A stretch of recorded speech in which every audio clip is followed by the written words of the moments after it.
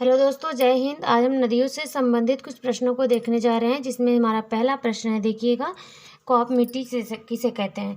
तो जो खादर और बांगर होते हैं, नदी की बहाव के जो पास में जो एरिया होता है, वहाँ पे जो नदी के सबसे करीब होता है उसे हम खादर कहते हैं। जैसे मान लीजिए हमारी नदी है, नदी का मुख्य बहाव है, तो इसे हम खादर कहेंगे। और ये हमारा बांगर होता है।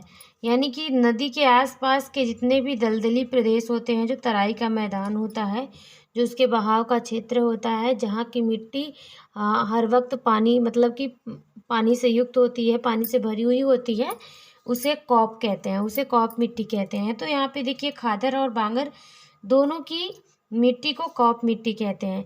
मतलब कि जो जल नदी का बहाव है, जहाँ तक जल की मात्रा अधिकतम होती है, उस क्षेत्र की मिट्टी को कॉप मिट्टी कहते हैं। बढ़ते हैं अपने अगले क्वेश्चन की ओर। देखिएगा, हमारा अगला क्वेश्चन है, जल द्वारा लाई गई नई मिट्टी को क्या कहते हैं। तो देखिए, जब नदी में जल बहता है, बाढ़ आता है, बारिश से पानी का लेवल बढ़ता है, तो नदी में बाढ़ आता है। जब बाढ़ आता है तो नदी अपने द्वारा बहुत सारा पानी जब बहा के लाती है, और उसके साथ साथ बहुत सारी मिट्टी भी बह के आती है, जो आसपास के एरिया में रुक जाती है। तो ऐसी मिट्टी को खादर मिट्टी कहते हैं। देखते हैं अपने अगले क्वेश्चन को, नवीन जलोढ़ मिट्टी किसे कहते हैं। तो देखिएगा, नवीन जलोढ़ मिट्टी की बात हो रही है। तो नवीन जलोढ़ मिट्टी, देखिए जलोढ़ मिट्टी क्या होती है, सबसे पहले ये समझना होगा। तो जलोढ़ मिट्टी होती है जो नदियाँ हर साल अपने साथ मिट्टी बहा के लाती हैं, और वो जिस एरिया में पानी, जहाँ तक उनका बहाव होता है, उस पूरे एरिया में उस पूरे एरिया में जो जल द्वारा लाई गई मिट्टी होती है, उसे जलोढ़ मिट्टी कहते हैं। और खादर में हर साल नई मिट्टी आती है, और नई मिट्टी जो होता है, और जल के द्वारा जो नई मिट्टी लाई जाती है, उस मिट्टी को हम नई जलोढ़ मिट्टी कहते हैं। चलते हैं अपने अगले क्वेश्चन की ओर। पुरानी जलोढ़ मिट्टी किसे कहते हैं। बांगर, खादर के बाद वाली जो मिट्टी होती है, हमने जो भी बताया, पहले खादर होता है, उसके बाद बांगर, उसके बाद वाले क्षेत्र को बांगर कहते हैं। तो बांगर के में 4 या 5 साल के बाद बाढ़ आती है। तो ऐसे में मतलब कि वहाँ की मिट्टी जो है 4 या 5 साल के बाद ही नई मिट्टी वहाँ पे पड़ती है, तो उसे हम पुरानी जलोढ़ कहते हैं। चलते अपने अगले क्वेश्चन की ओर। गंगा मैदान के ऊपरी भाग को क्या कहते हैं। तो गंगा के मैदान के ऊपरी भाग को रुहेलखंड कहते हैं। हमारा अगला क्वेश्चन है, दो नदियों के बीच के क्षेत्र को क्या कहते हैं। तो देखिए, दो नदियों के बीच के क्षेत्र होते हैं, जैसे मान लीजिए एक नदी ये हो गई और दूसरी नदी इधर हो गई, इसके बीच के क्षेत्र को हम दोआब कहते हैं। चलते अपने अगले क्वेश्चन की ओर। कछारी प्रदेश किसे कहते हैं। पानी की अधिकता वाली भूमि को कछारी प्रदेश कहते हैं। मतलब जिस प्रदेश में पानी, यानी नदी के किनारे जिस क्षेत्र में पानी की अधिकता हमेशा रहती है, वहाँ पे पानी का बहाव अधिक रहता है, ऐसे क्षेत्र को हम कछारी प्रदेश कहते हैं। तो चलते अपने अगले क्वेश्चन की ओर। उत्तर भारत की प्रमुख नदियाँ कौन कौन सी हैं। तो इसमें देखिएगा, उत्तर भारत की प्रमुख नदियाँ गंगा, सिंधु और ब्रह्मपुत्र। ये 3 नदियाँ जो है मैदान का निर्माण भी करती हैं, और ये उत्तरी भारत की प्रमुख 3 नदियाँ हैं। देखते हैं हम इन क्वेश्चन से रिलेटेड, हमारा एक यहाँ पे मैप बनाया हुआ है हमने, तो शायद ही हम इसको ठीक से दिखा पाएँ। देखिएगा कि जब